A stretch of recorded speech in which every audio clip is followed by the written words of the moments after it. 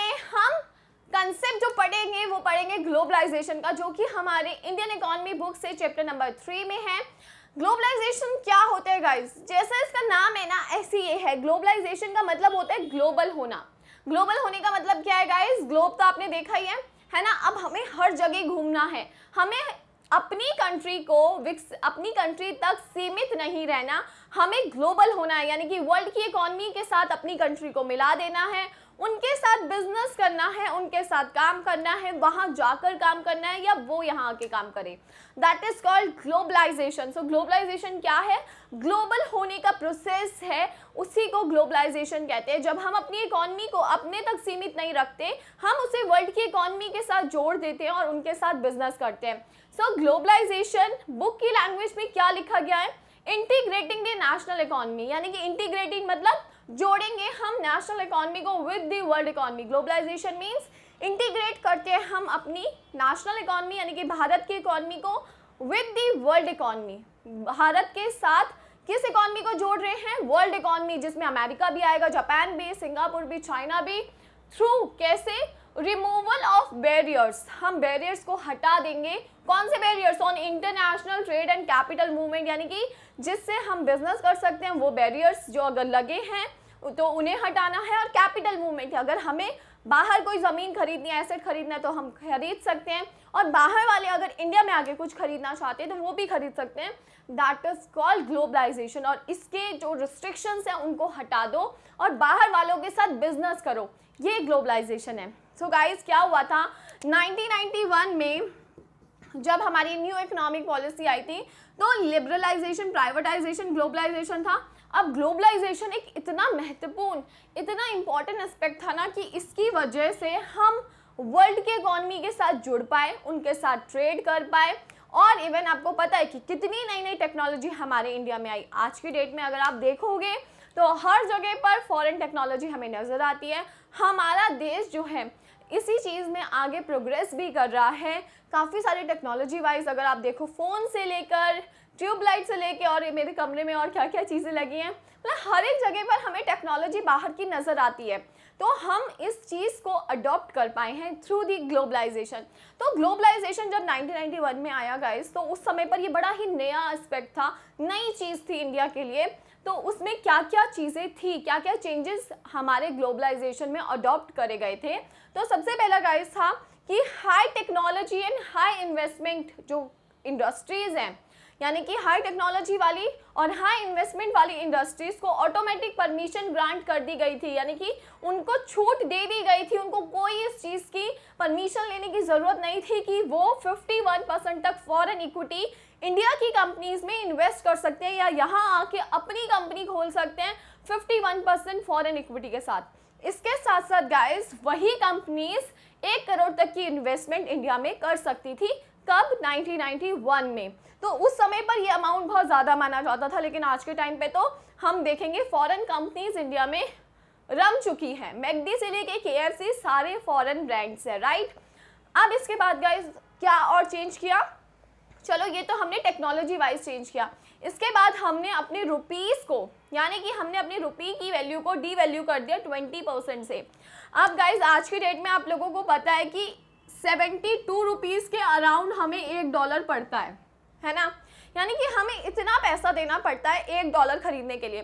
तो 1991 में अगर सपोज करो 20 रुपीज़ हमें $1 के देने पड़ते थे, तो अब हमने अपनी वैल्यू को 20% तक डाउन कर दिया था। यानी कि 20 का अगर मैं 20% निकालूं तो कितना होगा गाइस? 4 रुपये। तो अब की डेट में हमें 24 रुपये $1 के देने पड़ते थे।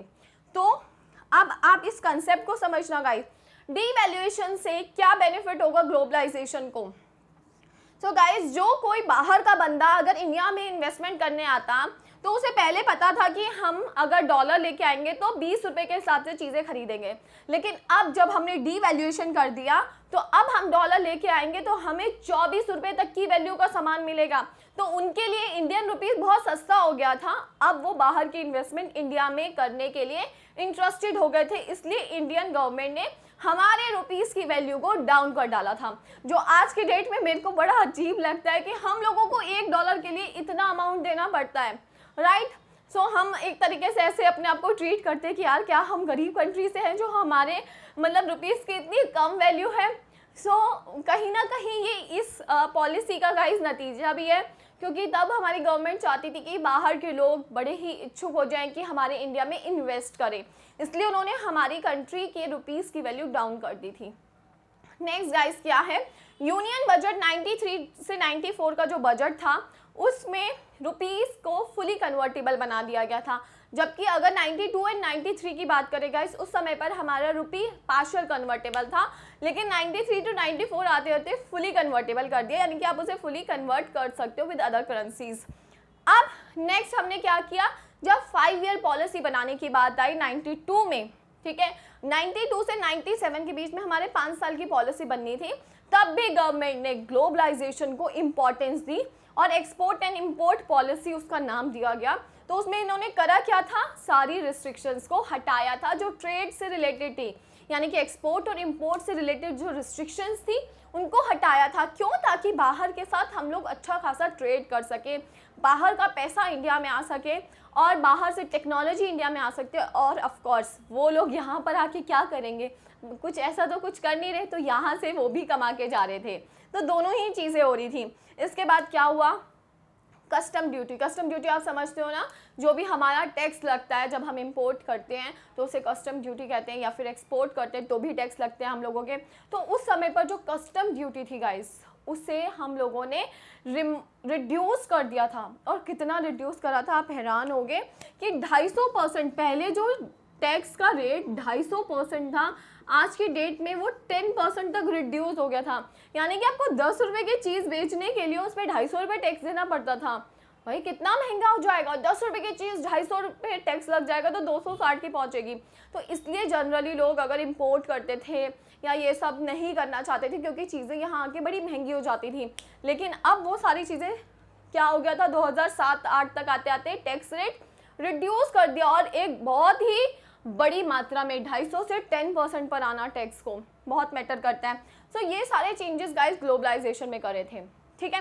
अब ग्लोबलाइजेशन के ना कई लोग तो फेवर में थे और कई लोग अगेंस्ट थे, यानी कि कई लोग तो इसके फेवर में खड़े हुए कि ग्लोबलाइजेशन होना चाहिए, और जो अदर पॉलिटिकल पार्टीज थी वो इसके अगेंस्ट खड़ी हुई कि भाई ग्लोबलाइजेशन नहीं होना चाहिए। तो गाइस जो फेवर में थे उनका तो कहना ये था कि ग्लोबलाइजेशन होना चाहिए, भाई हमारी इकोनॉमी को वर्ल्ड इकोनॉमी के साथ जोड़ना चाहिए, हमारे पास बाहर की टेक्नोलॉजी आएगी, हम लोग जो है टेक्नोलॉजी वाइज अपने आप को डेवलप कर पाएंगे। तो उनका कहना तो ये था कि भाई जोड़ना चाहिए, लेकिन कुछ लोग जो अगेंस्ट थे वो कहते नहीं जोड़ना चाहिए, क्योंकि इसका जो बेनिफिट है वो ज़्यादातर डेवलप कंट्रीज़ ले जाएंगी। जैसे कि डेवलप कंट्रीज़ कौन सी हैं, जैसे कि आपकी अमेरिका हो गया, तो उनको जो अमीर देश है वो तो अमीर हो जाएंगे और जो गरीब देश है वो गरीब हो जाएगा, क्योंकि उनके ऊपर होलसेल कंट्रोल किनको आ जाएगा, जो देश डेवलप्ड है, राइट। तो कई लोग इसके अगेंस्ट में भी खड़े हुए, ठीक है। उन्होंने बोला भाई डोमेस्टिक गुड्स कौन खरीदेगा अगर हम लोग बाहर के गुड्स ही खरीदते रहेंगे।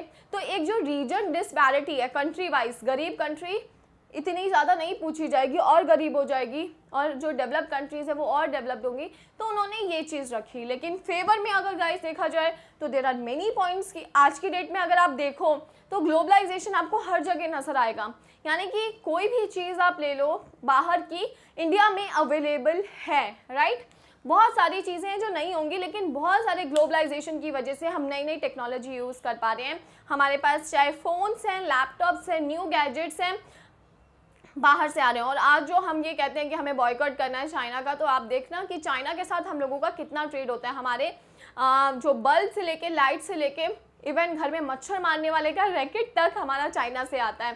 सो काफ़ी सारी चीज़ें जो हमारे फॉरेन गुड्स हैं। मेरे टाइम पे ना गाइस, जब मैं स्कूल टाइम पे थी तब कई स्टूडेंट्स जो मेरे साथ थे, मतलब मेरे साथ जो मेरे फ्रेंड्स सर्कल में थे, तो उनके जैसे रिलेटिव्स बाहर रहते हैं, ठीक है। तो वो लोग इस चीज़ पे बड़ा प्राउड फील करते थे कि यार ये तो हमारे चाचा ने या मामा ने बाहर से भेजा है, ये तो बाहर का सामान है, ये तो बाहर से मेरे लिए डॉल आई है, ये वो। तो लाइक जो जिनके रिलेटिव्स बाहर नहीं रहते थे उनको ये होता था, अच्छा बाहर से आया है, वाओ फिर तो ये बहुत अच्छा होगा। लेकिन आज के टाइम में क्या हो गया कि बाहर के सामान हर दुकान में मिल रहे हैं। यानी कि अगर आपको कोई टॉय लेना है, आपको कोई सामान लेना है, आपको कोई गैजेट लेना है, सब कुछ इंडिया में अवेलेबल है। सो जो अब ये वो जो क्रेज़ था ना बाहर का, वो अब ख़त्म हो चुका है जस्ट बिकॉज ऑफ ग्लोबलाइजेशन। इसने एक अपनी बहुत महत्वपूर्ण भूमिका निभाई है इंडिया को आगे बढ़ाने के लिए, ऐसा मुझे लगता है। क्योंकि आज जो हम अपने गैजेट्स के मामले में, अपने सामान के मामले में टेक्नोलॉजी वाइज अपने आप को इतना इम्प्रूव कर पाए हैं जस्ट बिकॉज ऑफ ग्लोबलाइजेशन। क्योंकि इंडिया इतनी जल्दी से कॉप अप नहीं कर पाता खुद से अपने आप कैपेबल होके कि सारी चीज़ें इंडिया में बन रही होती, जो कि आज भी नहीं हो रही है, राइट। सो ग्लोबलाइजेशन की वजह से वो चीज़ें पॉसिबल हो पाई। आई होप गाइज आपको ये समझ आया। आप अपनी व्यूज़ ज़रूर शेयर करना, आपको क्या लगता है ग्लोबलाइजेशन ने सच में इंडिया में इम्प्रूवमेंट करी या नहीं करी। और अगर ये वीडियो पसंद आई है तो लाइक ज़रूर करना और चैनल को सब्सक्राइब करना। Thank you.